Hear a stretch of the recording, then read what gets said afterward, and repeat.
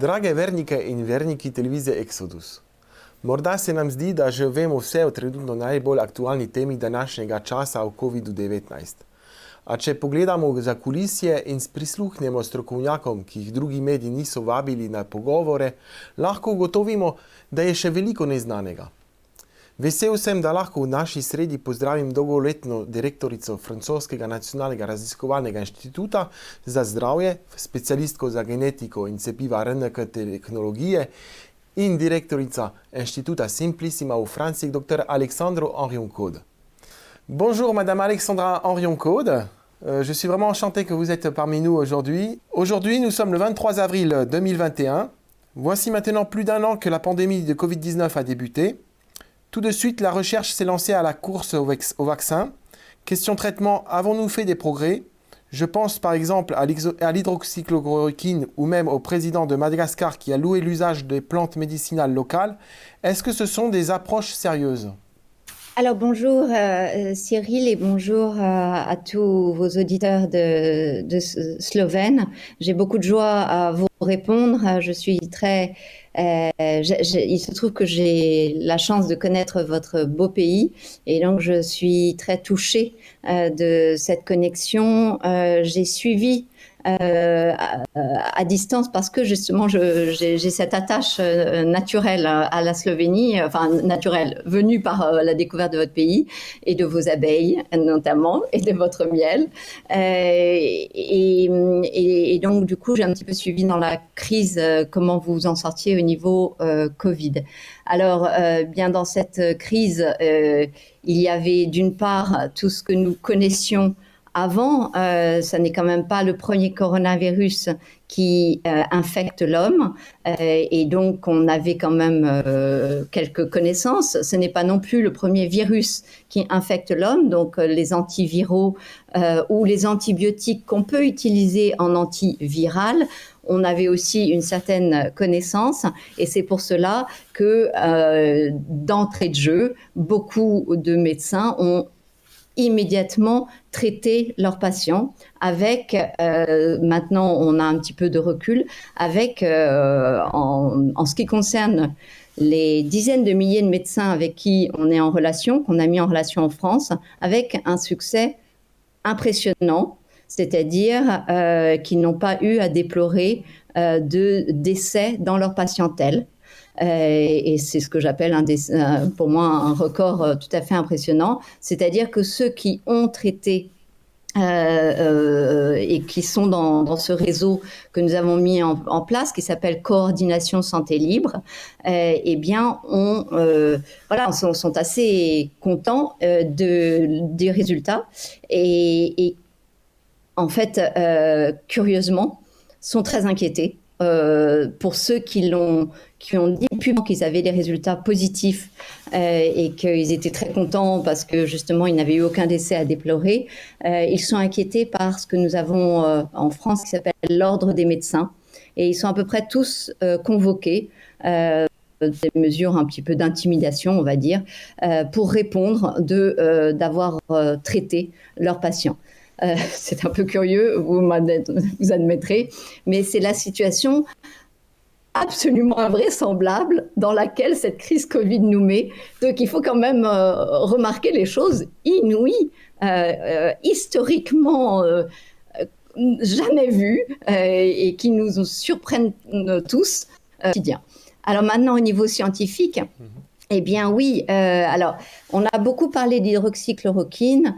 Personnellement, je n'ai jamais été à l'aise sur ce overfocus, enfin un anglicisme, sur cette concentration abusive sur l'hydroxychloroquine. Pourquoi? Parce qu'en fait, elle a été donnée en trithérapie, c'est-à-dire il y avait l'azithromycine, le Zithromax, donc un antibiotique de type macrolide, l'hydroxychloroquine et le zinc qui étaient donnés. Et c'est parce que on a mis ce focus trop important sur l'hydroxychloroquine que d'ailleurs les protocoles n'ont pas été répétés à l'identique. Donc en fait, on disait ah mais non ça marche pas, mais évidemment on changeait les doses de ce qui avait été mis en place dans le protocole. On ne mettait pas en plus peut-être l'azithromycine et le zinc. Donc vous voyez, il s'est passé des choses pendant quelques mois qui ont donné beaucoup de confusion. Aboutissant à des papiers dans Lancet sur lequel il y avait une grosse communication médiatique et même pas 3 jours après, le papier était retiré du Lancet. Sauf que le mal est fait dès lors que vous avez communiqué au niveau médiatique, les gens restent focalisés sur une partie de l'information. Donc, comme pour tout virus, je crois qu'honnêtement, je ne connais pas de virus sur lesquels on ne peut pas proposer une prise en charge du patient. Je ne comprends pas du tout le risque, compris les autorités de santé, notamment en France, à proposer le Doliprane, qui est donc du paracétamol, comme moyen d'attente. Mais d'attente de quoi? On sait très bien que quand vous donnez du Doliprane, ça n'a jamais cessé la réplication du virus. Et donc, la seule chose que vous faites, c'est que vraiment, vous mettez la poussière sous le tapis et vous ne traitez pas les patients. Donc ça, c'est quelque chose qui déontologiquement doit être dénoncé dans cette crise. Nous avons eu un refus, un déni des traitements existants qui soient moyennement efficace, peu efficace, du moment qu'il n'avait pas un risque notable, on ne pouvait pas se permettre dans l'état de crise dans lequel on était, de ne pas les donner et de ne pas avertir les populations qu'il y a des possibilités de soins. Donc ça, c'est une première chose qui doit être dite. Et effectivement, dans l'escarcelle, je dirais qu'il y a 3 tri. Alors nous, on a mis un protocole que je serais ravie de partager avec vous, qui est un petit diagramme qu'on a proposé, qui est assez synthétique et qui vaut ce qu'il vaut, mais qui a le mérite d'exister et de ne pas dire braves gens, prenez du Doliprane et restez chez vous à laisser le virus piquer. Ça me semble important. Et il y a, on va dire, pour schématiser, je pense qu'il y a 3 types de traitements. Il y a ceux qui ont fait quand même couler beaucoup d'encre et qui sont relativement classiques, notamment donc ce protocole que je dirais français de coordination santé libre qu'on a proposé avec à base notamment d'ivermectine, cet antiparasitaire qui fait merveille. Et quand je dis fait merveille, c'est que je me base sur une littérature très abondante, sur des méta-analyses très positives, sur les résumés qui en ont été faits au Sénat américain par le docteur Kory, K-O-R-Y.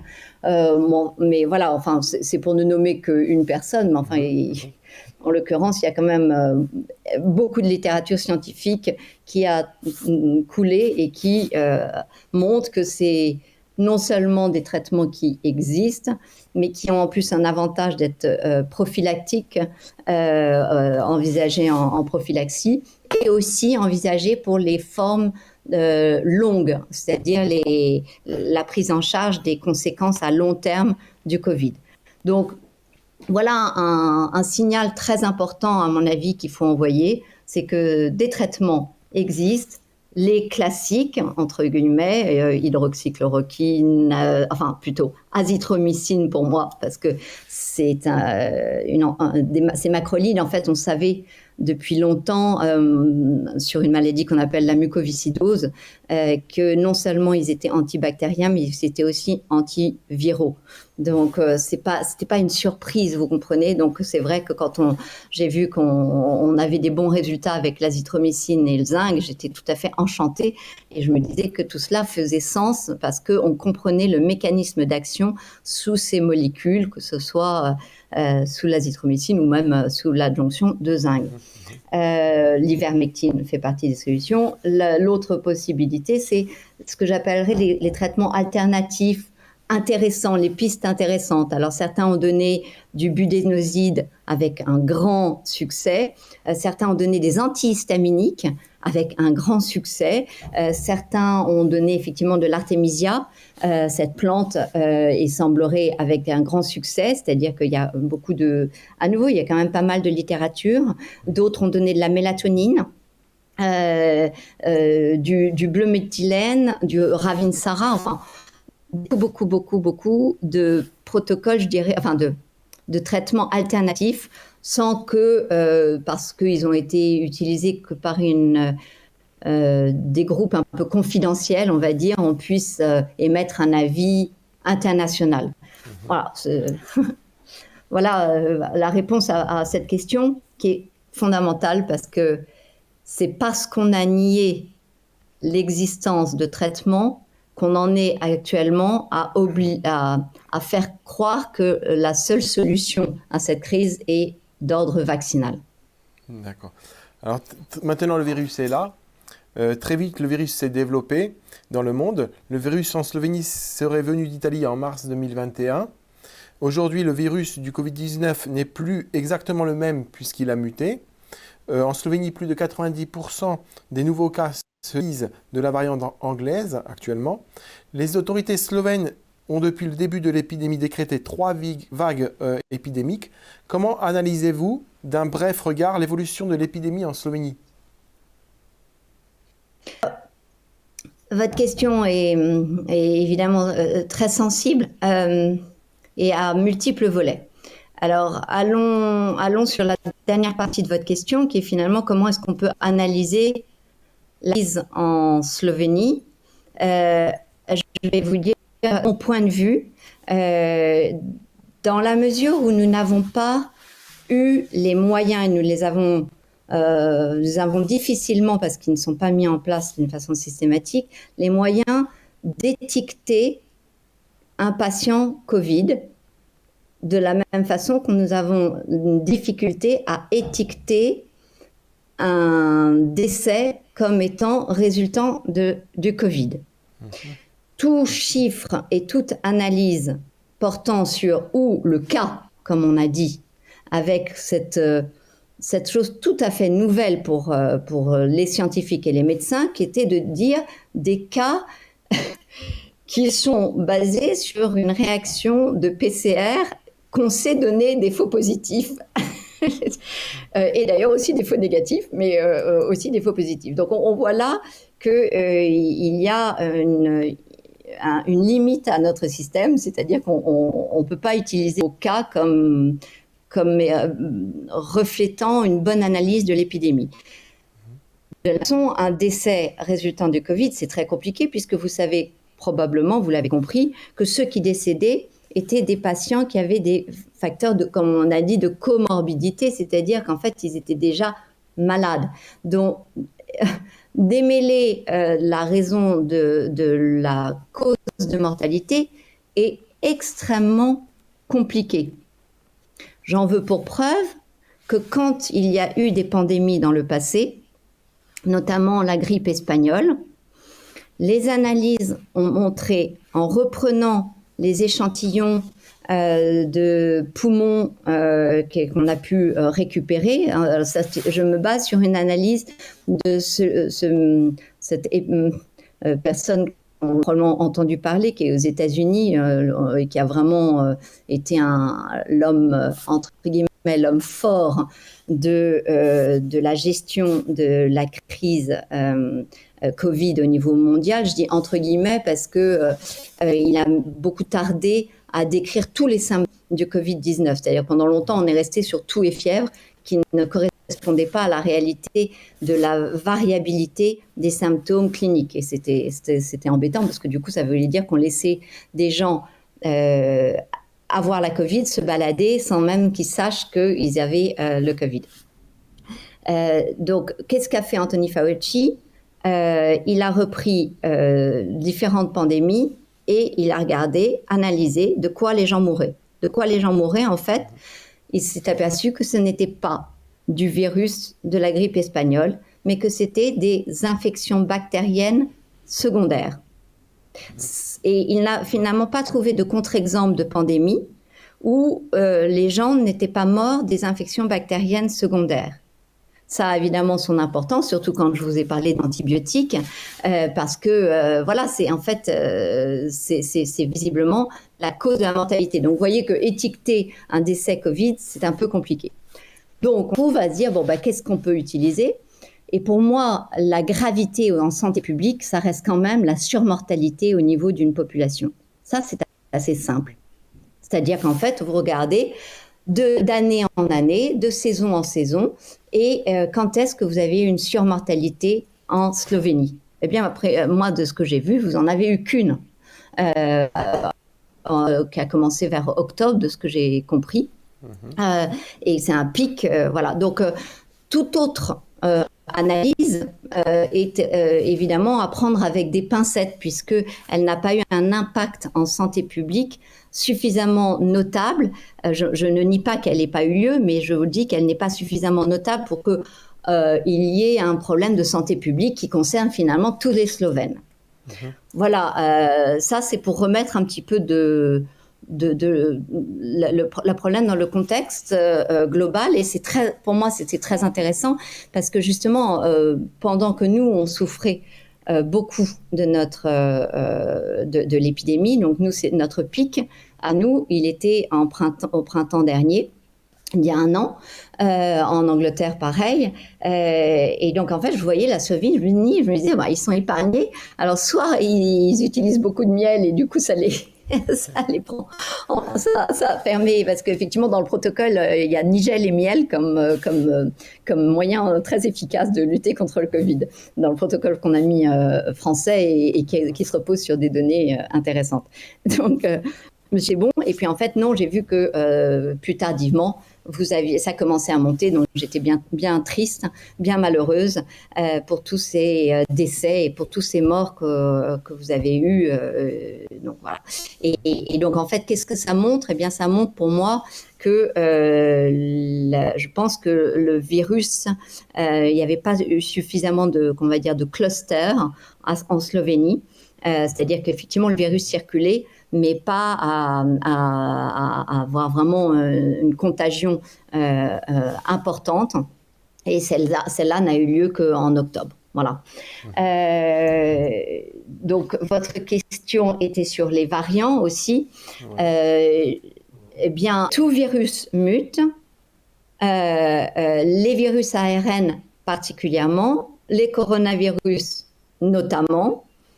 Et là-dessus, vous pouvez rajouter la complexité qu'exerce une pression de sélection. Et la pression de sélection, ça va être par exemple un médicament inadapté, parce que du coup, c'est quand même dangereux d'avoir une pression de sélection, ou un vaccin qui n'émet qu'une partie d'informations, comme par exemple la spike sur laquelle sont basés les vaccins. Et donc, ça favorise l'émergence de variants. Ça veut dire ça favorise le fait que certains variants trouvent un avantage sélectif émergent. Donc, il y a eu des guerres de variants dans les différents pays. C'est très impressionnant. Et dans cette guerre, vous voyez qu'il y en a un ou deux qui, visiblement, dans une population,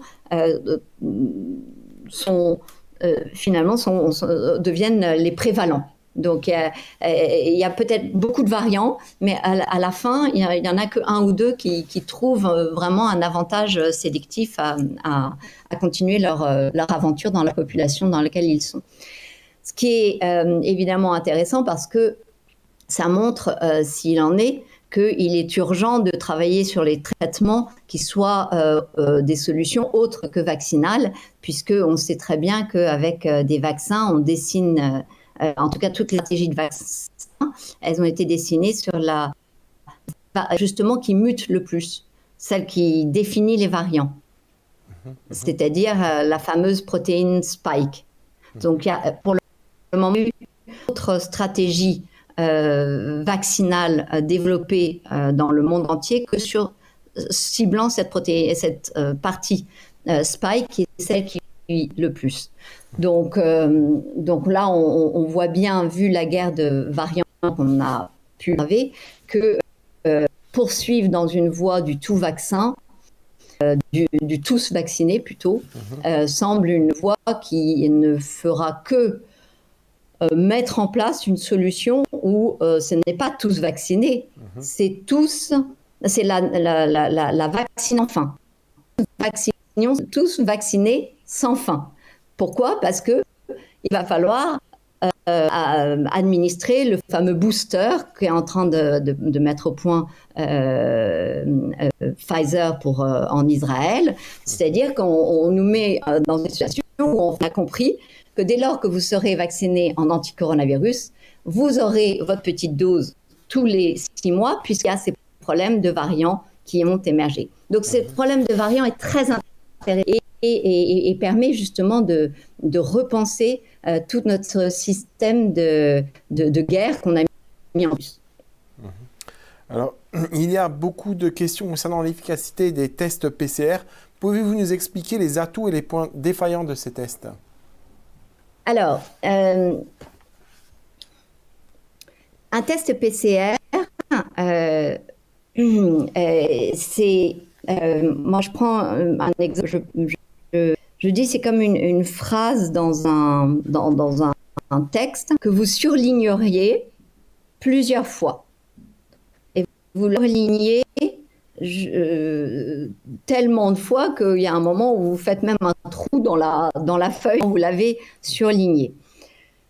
Et donc, en fait, est-ce que cette phrase était significative ou pas ? Vous ne savez pas vraiment. C'est ça un PCR, finalement.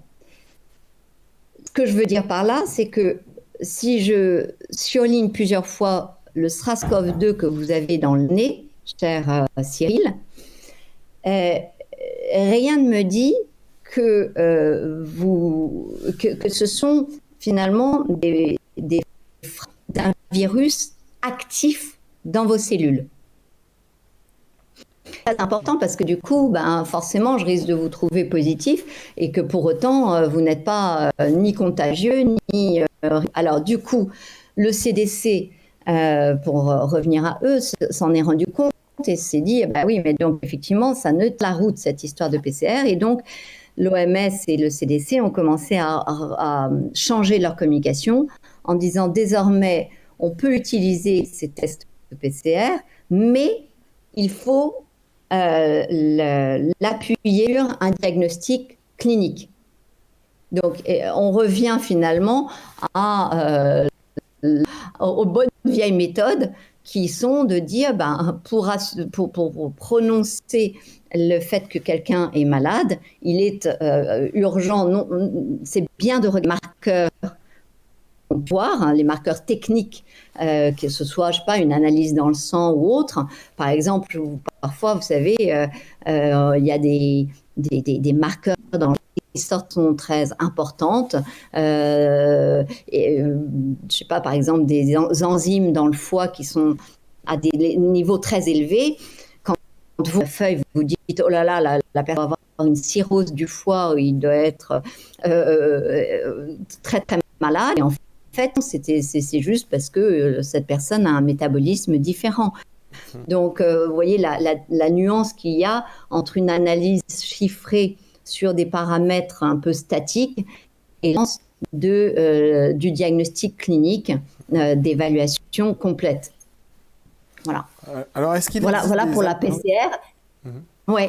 Est-ce qu'il y a des alternatives, c'est ça que vous demandiez ? Voilà. Ouais. Alors, je tiens à préciser que je n'ai aucun conflit d'intérêt avec aucun laboratoire, que je suis sur des financements totalement indépendants et que du coup, j'ai cette liberté de parole et qui m'est chère et qui m'a été finalement beaucoup reprochée. Mais voilà, n'empêche que c'est comme ça. J'ai la chance de cette indépendance. Eh bien, il y a une petite start-up en France qui a développé un test colorimétrique très sensible, très efficace, qui s'appelle Easy comme facile, Easy, COV comme coronavirus, COV. Et finalement, même la Haute Autorité de Santé a concédé qu'on avait le droit de l'utiliser. Et là, il a plusieurs avantages, notamment d'être salivaire. Donc ça, c'est magnifique parce que c'est beaucoup moins invasif que tous les tests qu'on est en train de nous décliner. Je rappelle quand même que en Chine et en Espagne et en Bretagne, nous avons décliné le test nasopharyngé en lui donnant un nouvel terrain d'exploration qui est le test anal. C'est-à-dire qu'effectivement, voilà, au lieu de vous tester et d'enfiler l'écouvillon dans le nez, on l'enfile dans votre anus, de façon, comme c'est décrit de façon assez terrifiante. Et là, vous vous dites, là, ça va pas. Moi, j'ai repris la littérature récemment. Il y a quand même beaucoup de littérature et de méta-analyse qui montraient que depuis le début, au lieu de faire ces tests nasopharyngés, on aurait pu simplement utiliser les tests PCR salivaires, d'une part. Maintenant, je comprends qu'il y a une certaine variabilité avec les tests salivaires, donc je ne suis pas forcément une fanat du test PCR salivaire, mais il y a ces tests colorimétriques qui existent et qui sont plus spécifiques et efficaces, et qui donnent moins de faux positifs. Donc je trouve que c'est vraiment important de se donner dans nos temps modernes la possibilité d'évaluer de façon la plus exacte et rigoureuse. C'est mon souhait le plus cher et c'est pour cela que je parle avec vous de ce test. Merci. Alors, les vaccins sont là. La Slovénie est très divisée sur la question du vaccin. On politise beaucoup ce sujet. Comment fonctionne-t-il et en quoi pose-t-il vraiment question ? Mine de rien, j'ai redéfini déjà pas mal de notions avec vous. J'ai redéfini la définition de la sévérité de l'épidémie, sur quels paramètres on se base, cas Covid, décès Covid ou surmortalité pour véritablement vérifier qu'on a un problème de santé publique qui regarde la totalité du pays et donc des Slovènes. J'ai redéfini la notion de variant et qui du coup permet de revoir un petit peu la stratégie de traitement. J'ai redéfini le fait que les traitements ont toujours existé, il y a toujours eu des traitements, enfin toujours non, mais en l'occurrence on a quand même fait beaucoup de progrès et on n'a d'ailleurs pas redéfini le problème de l'hygiène qui est à mon avis déplorable dans toute cette histoire, c'est-à-dire que des décisions qui ont été prises ne devraient pas être prises, mais qu'importe. C'est fondamental. Et puis on a redéfini la PCR. Et là en fait vous êtes en train de me refaire définir le vaccin. Alors, deux choses. Premièrement, on s'est mis à dire vaccin et à faire croire aux médecins qu'ils étaient dans une politique vaccinale sur deux stratégies qu'ils n'avaient jamais vues jusqu'à présent. C'est-à-dire qu'en fait, ils n'avaient pas pour habitude d'injecter des vaccins OGM, donc organismes génétiquement modifiés. Par exemple, c'est le cas de AstraZeneca, c'est le cas de Sputnik. Donc là, on est sur des vaccins OGM. Et ils n'avaient pas l'habitude d'injecter de l'ARN.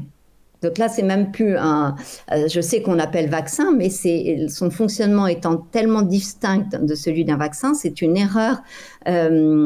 C'est une erreur au niveau du grand public. C'est pas une erreur en tant qu'on peut utiliser le mot vaccin ARN, mais parce qu'on sait ce qu'il y a derrière et on sait comment il fonctionne. Tandis que le grand public, lui, il se dit, enfin le médecin généraliste par exemple, ou les médecins dans les hôpitaux, ils se disent ah ben oui c'est un vaccin. Non, ce n'est pas un vaccin parce qu'il ne fonctionne pas pareil. Donc ça c'est la première chose très différente, vous voyez, qui est importante de recirconscrire. Et la deuxième qui est vraiment corrélée, c'est qu'il ne s'agit pas d'être pour ou contre. Il s'agit de voir comment on est en train de mettre en place cette stratégie. On est en train de mettre en place cette stratégie sur des en plein essai clinique, c'est-à-dire que vous le savez probablement, aucun essai clinique d'aucun de ces vaccins n'est achevé, c'est-à-dire qu'on est en plein essai clinique vis-à-vis de ces vaccins, jusqu'en gros fin 2022, 2023, donc ça prend du temps. Et deuxième spécificité qui fait que normalement on n'aurait jamais dû commencer les essais cliniques, c'est qu'on n'a pas encore validé, en fait les laboratoires n'ont pas encore validé leur processus de fabrication en termes de qualité et de processus de fabrication. Ça veut dire que ce qu'on appelle la libération des lots, c'est-à-dire, vous savez, dans l'industrie, on dit, bah voilà, on a validé d'une façon reproductible, la qualité est telle, le processus de synthèse est tel, le processus de stockage est tel, et donc, dans ces conditions, nous allons libérer les lots. Ces dates butoirs sont en cours, c'est-à-dire ne sont toujours pas atteintes, et donc le processus par ces laboratoires n'a pas été mis en place. Donc comment est-ce que ça veut dire qu'en fait vous mettez un essai clinique sur des lots qui vont logiquement être différents, en tout cas la question se pose puisque nous n'avons pas la réponse de la part des laboratoires, qui ne sont pas reproductibles. Et c'est d'ailleurs pour cela, je pense, que l'Italie a dit ah non et l'Autriche, on rattrape ce lot-là, donc ils ont commencé à parler de l'eau. Donc voilà, je crois que en fait la question n'est pas de dire pour ou contre le vaccin, la question est de dire oh là on est en train de mettre la charrue avant les bœufs et de faire tout dans le désordre, un peu comme sur tous les points que j'ai précités précédemment. Alors, vous êtes membre du Conseil d'orientation scientifique de l'espace éthique Île-de-France. Si nous parlons seulement d'éthique, comment concevoir une société qui obligerait la vaccination des citoyens avec des vaccins dont certains soulèvent, notamment pour les catholiques, tant de questions? Pourquoi n'y a-t-il pas plus de recul? Votre question est magnifique. En tout cas, elle me touche beaucoup puisque vous avez compris que je mettais l'éthique, je plaçais l'éthique c'est comme pour moi l'éthique. Une boussole dans les recherches, une boussole dans le soin aux patients. Qu'est-ce qu'elle permet, cette boussole? Elle permet de replacer l'être humain au centre de l'échiquier, de cesser de le considérer comme un cobaye de la laboratoire pharmaceutique, par exemple, puisque vous avez vu que là, on met la charrue avant les bœufs dans un certain nombre dans ces protocoles massifs de vaccination. Et donc, c'est essentiel. Alors, premièrement, il y a sur la vaccination coronavirus, il a été demandé par les scientifiques qu'il y ait un consentement éclairé spécifique. La raison en est simple, c'est que les anti-coronavirus ont un fonctionnement qui aboutit à un risque d'empirer la maladie, voire au décès de la personne. C'est d'ailleurs pour cela que le groupe scientifique anglais qui a accompagné la vaccination en Angleterre, là, vient de dire, c'est dans un article du Télégraphe, et c'est dans leur rapport, vient de clairement expliquer que ils craignaient une troisième vague à l'automne et que 60 à 70% des morts de cette vague seront les vaccinés. Alors, ça peut surprendre, hein, ça peut faire peur. Alors personnellement, si vous me connaissez, vous savez que je n'aime pas les projections chiffrées parce que je considère que en la matière, il y a des contre-pouvoirs de virus, de bactéries qui font que chiffrer de projection, c'est un acte très risqué. Cependant, sur le concept même, ce groupe d'anglais a raison et cela s'explique facilement par le fait que la réponse normale à un coronavirus est d'avoir une immunité naturelle au niveau des cellules et pas de faire des anticorps.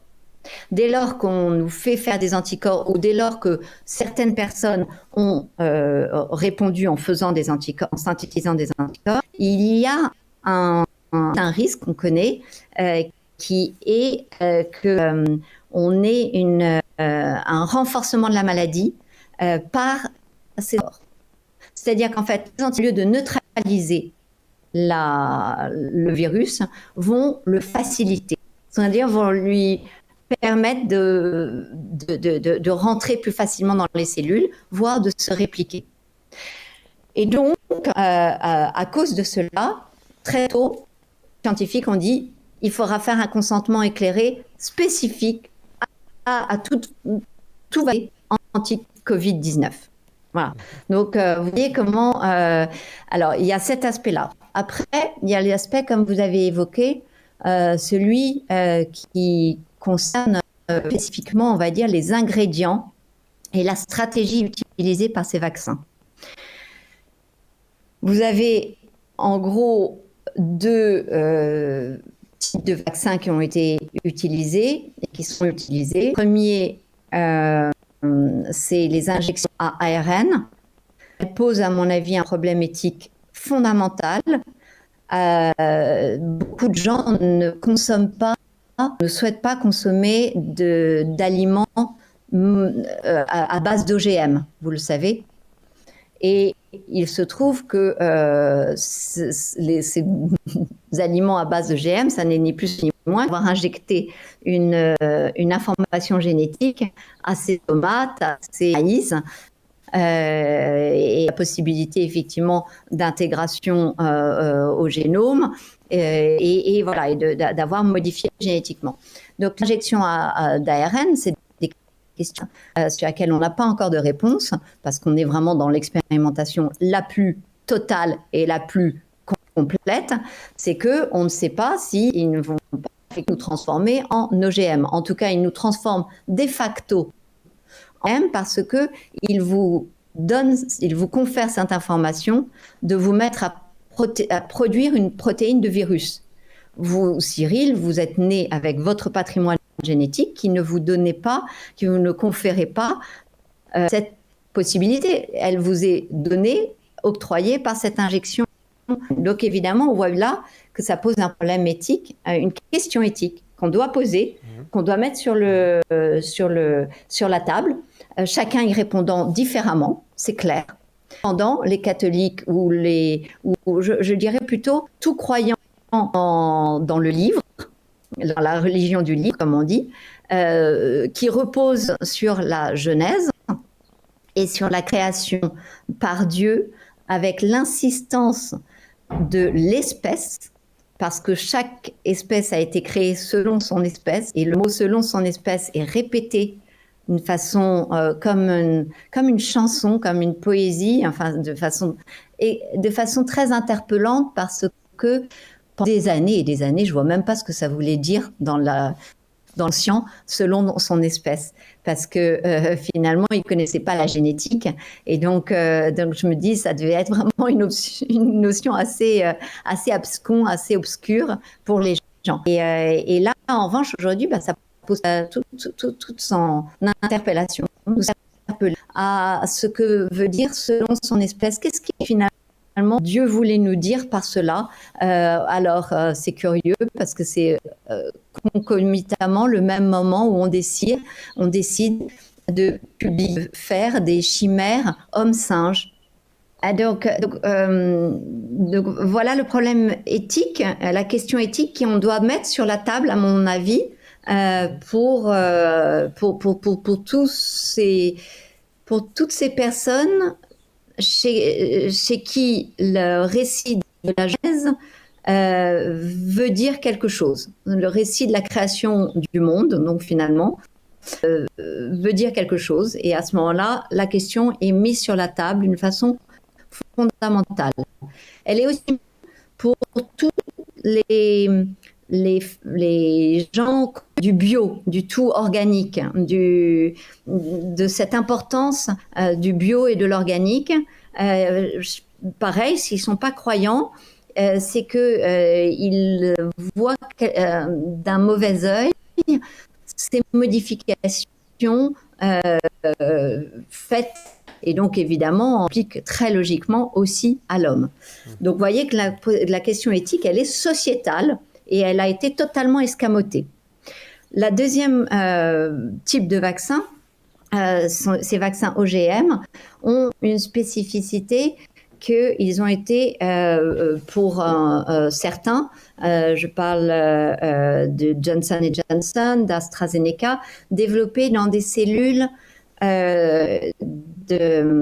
d'embryons humains qui a été avorté dans les années, d'embryons humains sains, qui a été avorté dans les années 70. La question de savoir quand l'enfant a été avorté ne regarde à mon avis pas le croyant. La question du croyant ou encore une fois de celui qui considère qu'il y a quelque chose, il y a une limite éthique à ne pas franchir, à se faire injecter des cellules humaines d'une vie qui a été finalement détruite. Et il faut poser, à mon avis, cette question. Est-ce que les gens sont à l'aise de se faire injecter des vaccins, parce que là, on est sur un vaccin, avec des organismes génétiquement modifiés, par exemple un adénovirus de chimpanzé qui contient une protéine, enfin une information de SARS-CoV-2 et qui a été produit dans des cellules d'embryons humains avortés, eh bien la question, évidemment, elle doit se poser. Pour finir sur ce problème éthique, je dirais une dernière chose, parce que vous m'avez parlé de l'Église catholique, enfin des catholiques. Et je crois qu'il y a une spécificité là, la position que certains ont pu prendre au niveau, dans la hiérarchie de notre Église. Vous savez que l'Église catholique, nous considérons que nous ne sommes qu'un dans toute notre diversité. Et il y a d'une part le dogme, le magistère, ce qui est l'infaillibilité pontificale, et il y a d'autre part un certain nombre de positions que l'Église peut émettre, mais qui ne sont pas une injonction à nos consciences individuelles. Ce que je veux dire là, c'est que nous sommes très clairement sur une interpellation éthique individuelle de chaque catholique, quel que soit ce que la hiérarchie peut dire. Merci pour ces précisions. Donc, nous voyons que la peur engendre la panique. Hein. La peur peut-elle jouer un rôle dans la prise de décision de nos gouvernements ? La peur est mauvaise conseillère, comme aurait dit un de nos Français bien célèbres.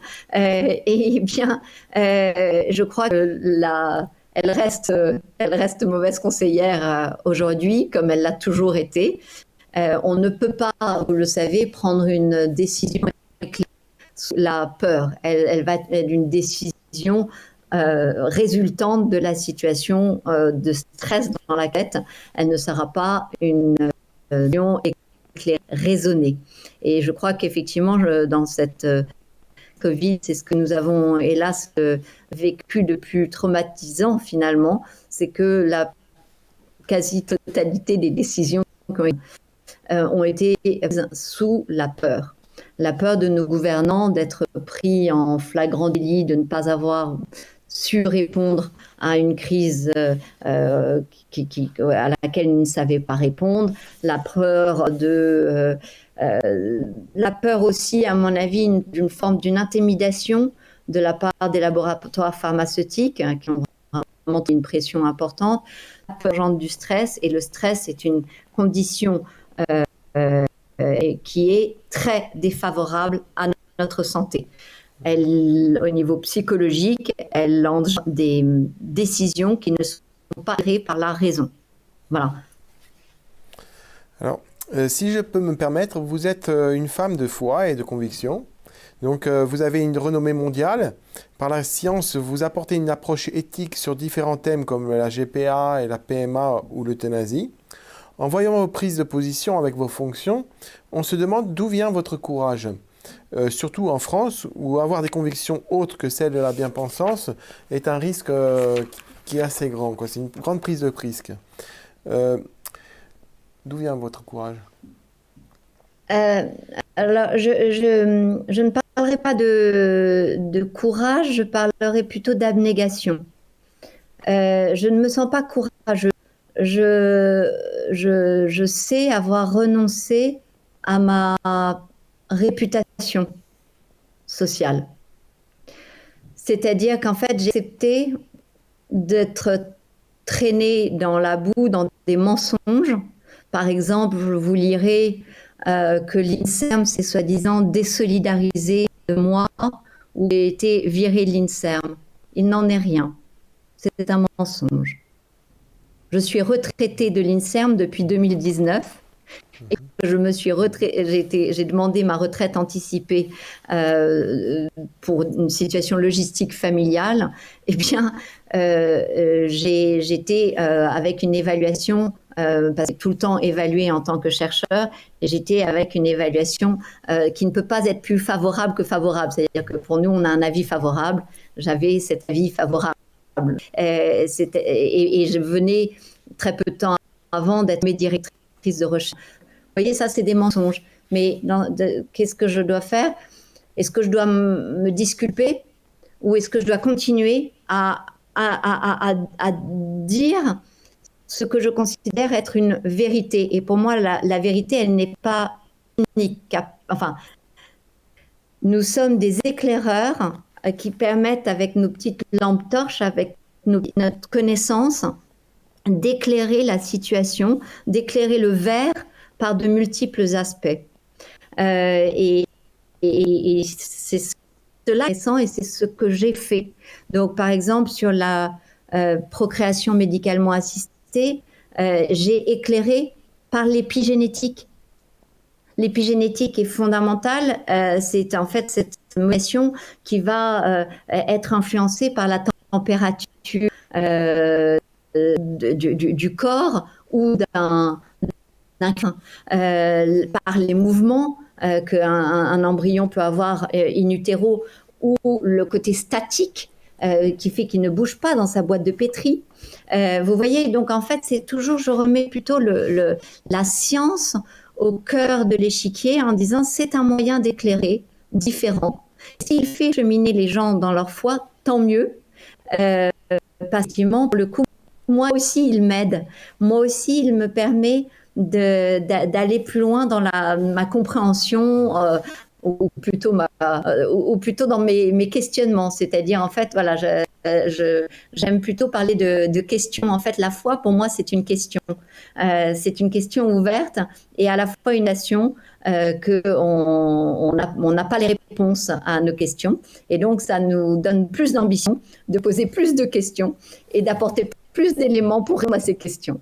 Voilà comment je considère mon courage, comme vous dites. C'est plutôt l'abnégation de dire, bien écoutez, tant pis. Je me résous à être traînée dans ces mensonges honteux. L'histoire sera là qui veillera. Les gens verront et les gens commencent à voir. Hein. Les gens ne sont pas dupes, ça fait des mois que je m'exprime. Et j'ai éclairé par la science, j'ai donné des éclairages hardis, des éclairages partiels, mais qui étaient suffisamment intéressants pour s'être révélés vrais dans la suite. Donc mon combat n'est pas là. C'est pour ça que pour moi, il n'y a pas de notion de courage, mais cette volonté de dire il y a trop d'injustice si jamais on ne montre pas avec la lumière de la science ce que l'on connaît. Et donc, par exemple, l'histoire des masques, mais vous vous rendez compte, la violence qui est faite de ces petits-enfants qui voient leur mère, tous ces petits-enfants qui sont nés en 2020, il y en a beaucoup en France qui sont nés et qui ont vu leur mère masquée. Il faut savoir qu'un bébé, quand il naît, il a des neurones miroirs. Et ces neurones miroirs, si jamais Cyril, vous lui faites une grimace, ce petit bébé qui vient de naître, il va se mettre à faire une grimace. Il vient de naître. Il a besoin de regarder votre visage et d'avoir ses neurones miroirs activés. Il rencontre sa mère, elle est mal. Qu'est-ce que vous voulez comme miroir? Comment voulez-vous que ces neurones miroirs soient activés? Il voit que ses yeux à sa maman. Et elle est privée de son odorat, de cette olfaction. Vous voyez, pour moi, c'est ça, c'est pas être courageux que de dire ça. C'est simplement rage de toute cette connaissance qu'on a accumulée au fil des ans de cette humanité et de cette aventure extraordinaire qu'est l'humanité. En quoi la crise sanitaire de la Covid-19 peut impacter nos sociétés sur le plus long terme? De façon très fondamentale. De façon très fondamentale, on voit tout a été bloqué au niveau des parlements, du Sénat, dans les lois. Les seules lois qui ont été discutées, elles étaient de deux natures, en gros. Je schématise. L'urgence sanitaire, cette notion d'urgence sanitaire qui, vous l'avez compris, ne doit être éclairée que par une surmortalité au niveau de la population. C'est le seul paramètre qu'on a le droit de prendre en responsabilité de gouvernants et qui n'a pas été prise telle que. Les autres lois qui ont continué à être votées, discutées, sont des lois de bioéthique. Curieux quand même. En pleine urgence sanitaire, de considérer qu'il y a une urgence à voter des lois éthiques qui effectivement énoncent tout un tas d'évolutions de la société, et notamment plus fondamentalement le statut de l'embryon. C'est-à-dire que désormais, si cette loi de bioéthique est adoptée en France, vous pouvez considérer qu'il n'y a plus de garde-fou, ce qu'un laboratoire récupère l'embryon humain pour faire ses expériences. Vous voyez là, clairement, il y a une notion très fondamentale qui est en cours. Et c'est intéressant. Donc pour moi, vous voyez, je vois là certains thermostats de compréhension par rapport à une négation entre le port du masque, la distance entre les êtres, entre le fait de se sentir chez soi, le fait de travailler, c'est-à-dire d'être sur un écran, le fait de considérer l'embryon humain comme n'étant plus du tout un problème qui se pose le moindre question éthique. Eh bien, vous voyez comme petit à petit, on est en train pour moi, c'est vraiment une interprétation très personnelle que je vous donne, de passer dans une philosophie transhumaniste. C'est-à-dire cette philosophie qui dit « vous êtes humain, autant t'es », mais nous, ce qu'on vous dit qu'il faut faire, c'est qu'il faut que vous passiez au stade post-humain.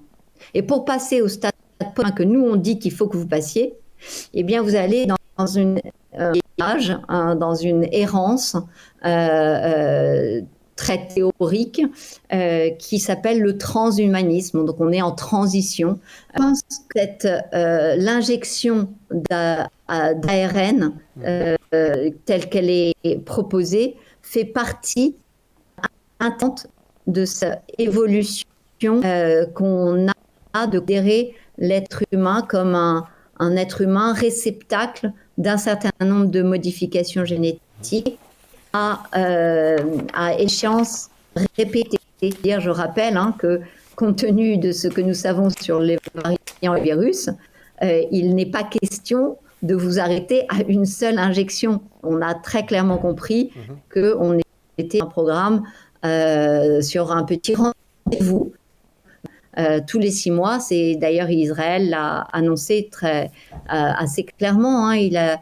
La dernière intervention de Benjamin Netanyahou disait « Préparez vos épaules et les enfants. Préparez vos épaules et les enfants. » C'est assez clair, je ne crois pas qu'il y ait beaucoup de choses à rajouter. Alors, vous avez participé au TEDx Talks en 2018. Lors de votre intervention, vous parliez d'épidémie.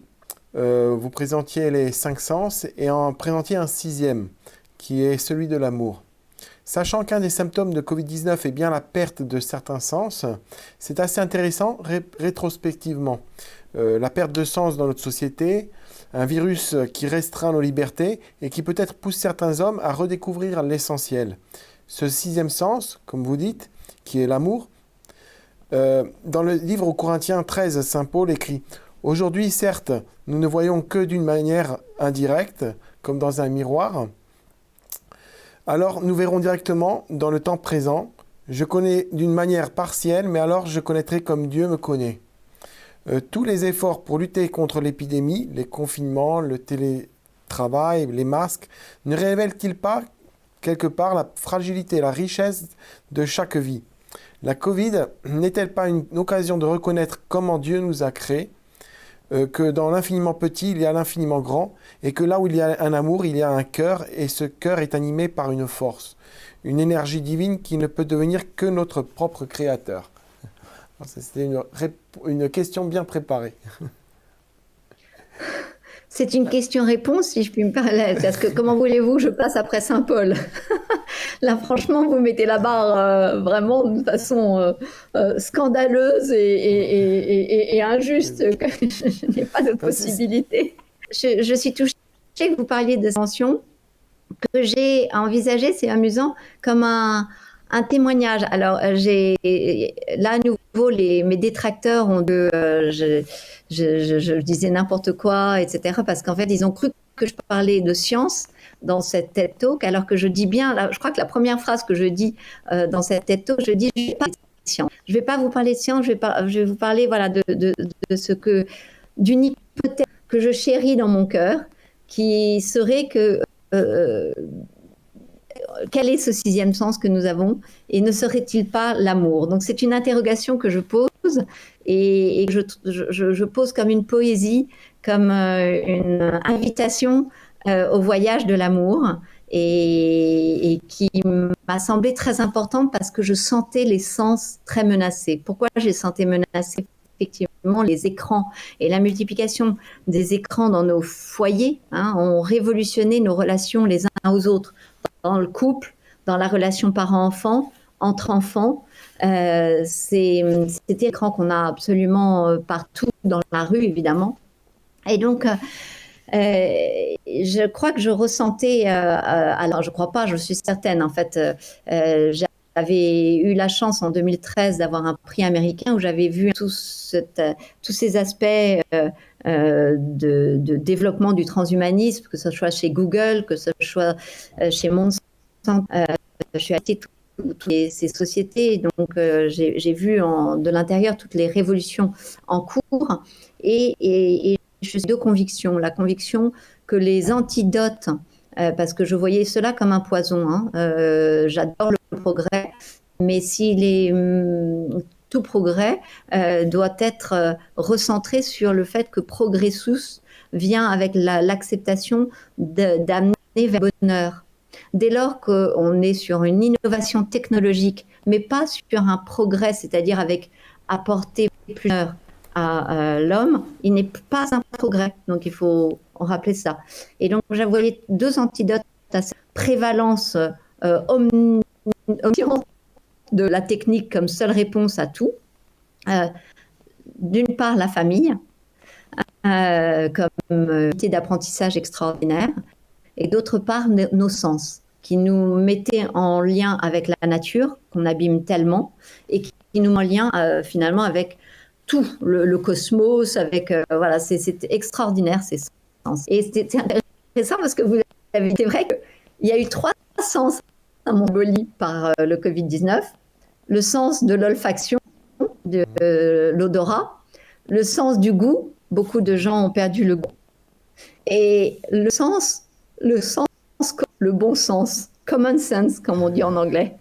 Et le bon sens, lui, il a disparu. Donc, le Covid a fait disparaître 3 sens. L'odorat, et puis même l'odorat par le fait même de porter des masques. Donc, voilà. Donc ça, cet appel à la poésie, il est réel. Et cette poésie, elle débouche sur effectivement la notion fondamentale de l'amour.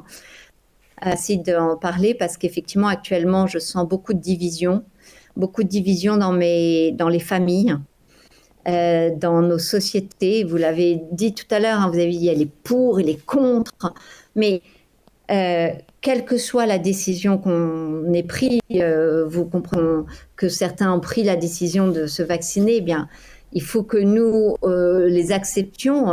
Si nous considérons qu'en fait, ils mettent en danger par cette décision l'ensemble de l'échiquier, parce qu'effectivement, avec ce risque de variants, d'échappement immunitaire, etc., on considère que ce n'est pas forcément la bonne réponse, eh bien, on les aime. Et de la même façon, on demande une réciprocité dans cette notion d'amour, de dire, mais finalement, si nous, on considère que la vaccination, le tout vacciné ne va pas être la bonne solution, puisqu'on voit bien c'est du coronavirus, parce qu'on voit bien qu'il y a ce problème de variant de Spike, parce qu'on voit bien qu'il y a des problèmes éthiques fondamentaux, etc., etc.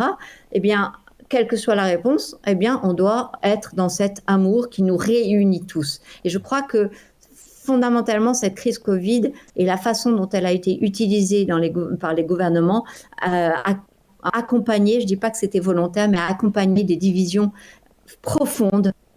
Peut-être qu'il convient de penser, de mettre un petit pansement. Et le pansement que c'est l'amour. C'est un pansement universel qui a la force la plus extraordinaire. Et donc, effectivement, comme solution à tous nos maux, merci d'avoir cité Saint Paul. Merci beaucoup, Madame Alexandra Orion-Caude. En tout cas, c'est sur ces belles paroles que nous allons nous quitter. Nous avons maintenant un bon moment passé ensemble. Et c'était un vrai plaisir de vous avoir eu parmi nous.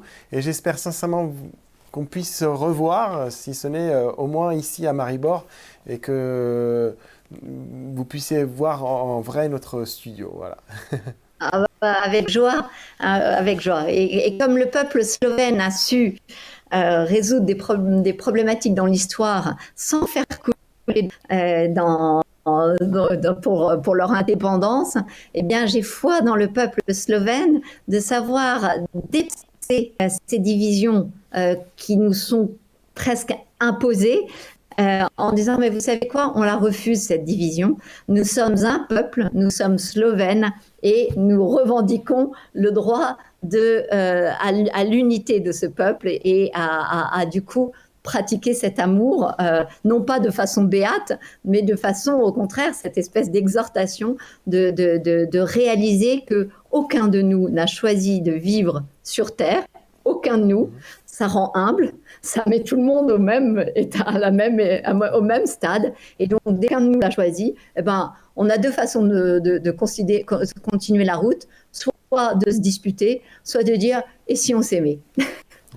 Alors, on va choisir quand même la dernière option. Ah ouais, en Slovénie. Merci beaucoup. Au revoir. Au revoir. Cilj današnje oddaje ni bil, da bi v vas zbudila strah in razočaranje, temveč da bi v vas prebudili željo po iskrenem iskanju resnice, ki ima danes več obrazov. Zdravje ni le politična zadeva. S pogumom in zaupanjem v Božje varstvo se poslavljamo od vas. Ne pozabimo, da smo na zemlji zato, da izpolnimo Božjo voljo, ki pripomore k zveličanju duše. Obilo Božjega blagoslova vam želim in nasvidenje.